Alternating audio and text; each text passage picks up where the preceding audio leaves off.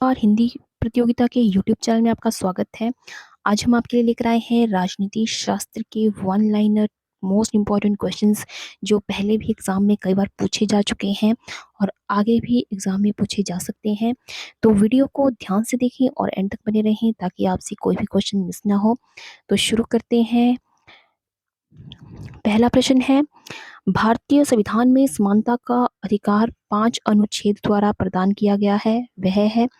तो समानता का अधिकार जो है वो अनुच्छेद 14 से 18 तक दिया गया है। तो अनुच्छेद 14 से 18 याद रखें कि समानता का अधिकार जो है वो अनुच्छेद 14 से 18 तक दिया गया है।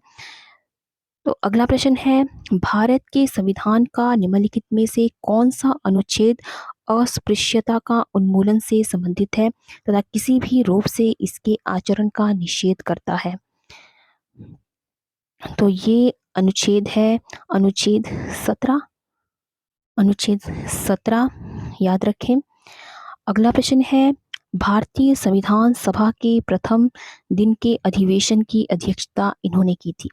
तो भारतीय संविधान के प्रथम दिन के अधिवेशन की अध्यक्षता जो है वो डॉक्टर सच्चिदानंद सिन्हा के द्वारा की गई थी। तो डॉक्टर सच्चिदानंद सिन्हा इसका सही आंसर है। अगला प्रश्न है, किसी राज्य में विधान परिषद की स्थापना और समाप्ति का प्रावधान भारतीय संविधान के अनुच्छेद 169 में दिया गया है। अनुच्छेद 169 राज्य में विधान परिषद की स्थापना और समाप्ति का प्रावधान जो है वो अनुच्छेद 169 में दिया गया है, तो इसे भी याद रखें। अगला प्रश्न है, भारतीय संविधान के किस अनुच्छेद में अनुसूचित जातियों और अनुसूचित जनजातियों के लिए आरक्षण का प्रावधान दिया गया है? तो संविधान के अनुच्छेद 335 में अनुसूचित जातियों और अनुसूचित जनजातियों के आरक्षण का प्रावधान दिया गया है। मोस्ट इम्पॉर्टेंट क्वेश्चन है। अगला प्रश्न है, भारतीय संविधान के अनुच्छेद 1 में यह घोषणा की गई कि इंडिया अर्थात भारत है। तो ये अनुच्छेद 1 में जो है ये घोषणा की गई थी कि इंडिया अर्थात भारत जो है वो राज्यों का संघ है। तो ये जो है अनुच्छेद 1 में इसकी घोषणा की गई थी। अगला प्रश्न है, भारत संघ में कितने राज्य हैं? तो भारत संघ में 28 राज्य है। 28 राज्य। अगला प्रश्न है, प्रथम भाषाई राज्य किसे बनाया गया था? तो प्रथम भाषाई राज्य बनाया गया था आंध्र प्रदेश को। इसे भी याद रखें कि प्रथम भाषाई राज्य जो है वो आंध्र प्रदेश को बनाया गया था। अगला प्रश्न है, भारत के संविधान में मौलिक अधिकार जो है वो मूल संविधान का हिस्सा था। भारत के संविधान में मौलिक अधिकार जो है वो मूल संविधान का हिस्सा था। अगला प्रश्न है, मौलिक अधिकारों का निलंबन कौन कर सकता है? तो मौलिक अधिकारों का निलंबन जो है वो राष्ट्रपति कर सकता है। आगे है, भारतीय संविधान के अंतर्गत मूल अधिकारों का संरक्षक कौन है? तो भारतीय संविधान के अंतर्गत मूल अधिकारों का जो संरक्षक है वो है न्यायपालिका। अगला प्रश्न है, भारत की संविधान सभा गठित करने का आधार क्या था? तो भारतीय संविधान सभा गठित करने का आधार जो है वो कैबिनेट मिशन प्लान 1946 के तहत जो है वो संविधान सभा गठित किया गया। तो अगला प्रश्न है, भारतीय संविधान सभा की प्रारूप समिति के अध्यक्ष थे। तो भारतीय संविधान सभा की प्रारूप समिति के जो अध्यक्ष है वो थे डॉक्टर B.R. अम्बेडकर। अगला प्रश्न है, भारत के संविधान की प्रस्तावना में समाजवादी और धर्मनिरपेक्ष राज्यों को किस संशोधन द्वारा जोड़ा गया है? तो भारत के संविधान की प्रस्तावना में जो है वो समाजवादी और धर्मनिरपेक्ष शब्दों को 42वें संशोधन 1976 द्वारा जोड़ा गया। अगला प्रश्न है, वर्तमान में भारतीय संविधान में कुल कितनी अनुसूचियां हैं? तो वर्तमान में भारतीय संविधान में कुल 12 अनुसूचियां हैं। अगला प्रश्न है, मूल संविधान में कितनी अनुसूचियां थी? तो मूल संविधान में जो है वो कुल 8 अनुसूचियाँ थी, जो अब 12 हो गई हैं। अगला प्रश्न है, संविधान की द्वितीय अनुसूची का संबंध किससे है? तो संविधान की द्वितीय अनुसूची का संबंध जो है वो महत्वपूर्ण पदाधिकारियों के वेतन से है। संविधान की द्वितीय अनुसूची का संबंध जो है वो महत्वपूर्ण पदाधिकारियों के वेतन से संबंधित है। अगला प्रश्न है, भारत में सरकार की संसदीय प्रणाली कहाँ से ग्रहण की गई है? तो भारत में सरकार की संसदीय प्रणाली जो है वो ब्रिटिश संविधान से ग्रहण की गई है। अगला प्रश्न है, संविधान के किस अनुच्छेद में धन विधेयक की परिभाषा दी गई है? तो संविधान के अनुच्छेद 110 में जो है वो धन विधेयक की परिभाषा दी गई है।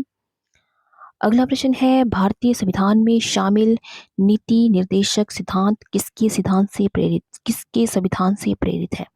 तो नीति निर्देशक सिद्धांत जो है वो आयरलैंड के संविधान से लिए गए हैं। अगला प्रश्न है, भारतीय नागरिकों के मूल कर्तव्यों का विवरण संविधान के किस भाग में दिया गया है? तो भारतीय नागरिकों के मूल कर्तव्यों का विवरण जो है वो संविधान के भाग 4 क में दिया गया है।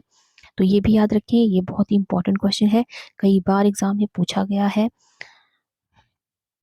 अगला प्रश्न है, संविधान के किस भाग में संविधान संशोधन की प्रक्रिया का उल्लेख है? तो संविधान के भाग 20 में जो है वो संविधान संशोधन की प्रक्रिया का उल्लेख मिलता है। अगला प्रश्न है, वर्तमान समय में भारतीय संविधान में गणना की दृष्टि से कुल कितने अनुच्छेद और अनुसूचियां हैं? तो भारतीय संविधान में गणना की दृष्टि से कुल अनुच्छेद है 395 और अनुसूचियां हैं 12। ये भी याद रखें। अगला प्रश्न है, भारतीय संविधान का कौन सा अनुच्छेद छुआछूत उन्मूलन से संबंधित है? तो भारतीय संविधान का अनुच्छेद 17 जो है वो छुआछूत उन्मूलन से संबंधित है। अगला प्रश्न है, स्वतंत्रता का अधिकार संविधान के किन अनुच्छेदों में वर्णित है? तो स्वतंत्रता का अधिकार जो है अनुच्छेद 19 से 22 तक दिया गया है। अगला प्रश्न है, भारतीय संविधान के अनुसार संपत्ति का अधिकार क्या है? तो संपत्ति का अधिकार जो है वो एक विधिक अधिकार है। अगला प्रश्न है, भारतीय संविधान के किस अनुच्छेद में राज्य के नीति निर्देशक तत्वों का उल्लेख है? तो भारतीय संविधान के अनुच्छेद 36 से 51 तक जो है वो राज्य के नीति निर्देशक तत्वों का उल्लेख है। अगला प्रश्न है, संविधान में राज्य की नीति निर्देशक तत्वों को शामिल करने के पीछे क्या उद्देश्य है? तो संविधान में राज्य के नीति निर्देशक तत्वों को शामिल करने के पीछे उद्देश्य है सामाजिक आर्थिक लोकतंत्र की स्थापना करना। अगला प्रश्न है, समान कार्य के लिए समान वेतन भारत के संविधान में सुनिश्चित किया गया एक राज्य के नीति निर्देशक सिद्धांतों का अंग है।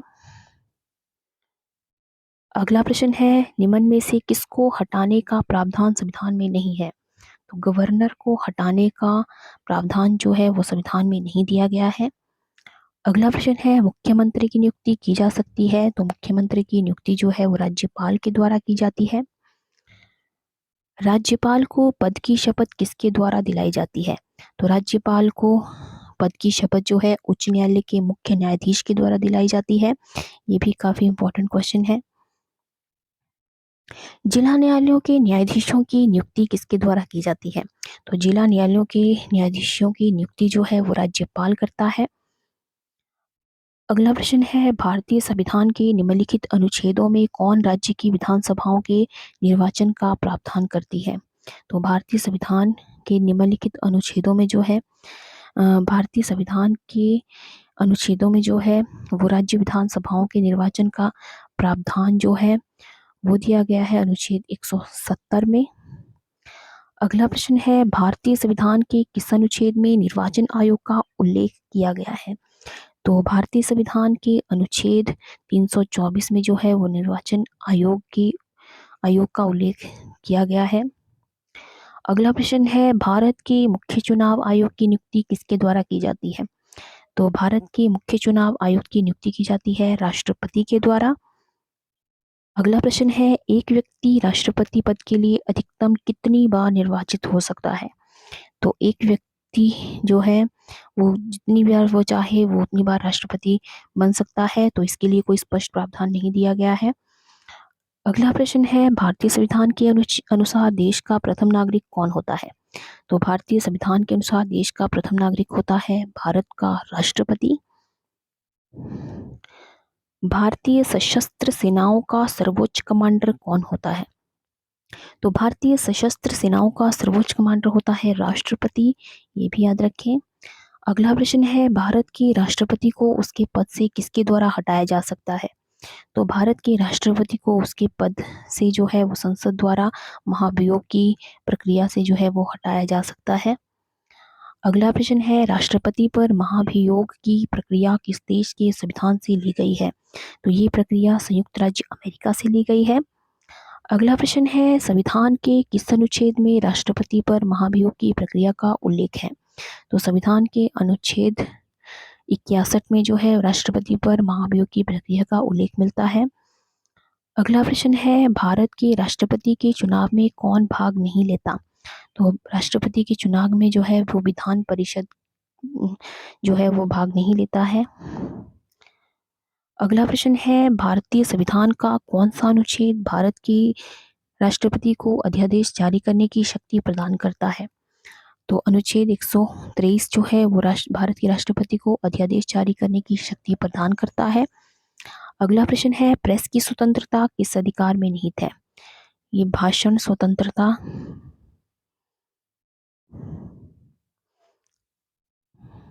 तो ये भाषण स्वतंत्रता में निहित है। अगला प्रश्न है, संविधान के अनुच्छेद 23 में किसका वर्णन है? तो 23 में जो है शोषण के विरुद्ध अधिकार का वर्णन दिया गया है। अगला प्रश्न है, संपत्ति के मौलिक अधिकार को किस संशोधन द्वारा समाप्त किया गया? तो संपत्ति के मौलिक अधिकार को 44वें संशोधन द्वारा समाप्त करके उसे एक कानूनी अधिकार बना दिया गया था।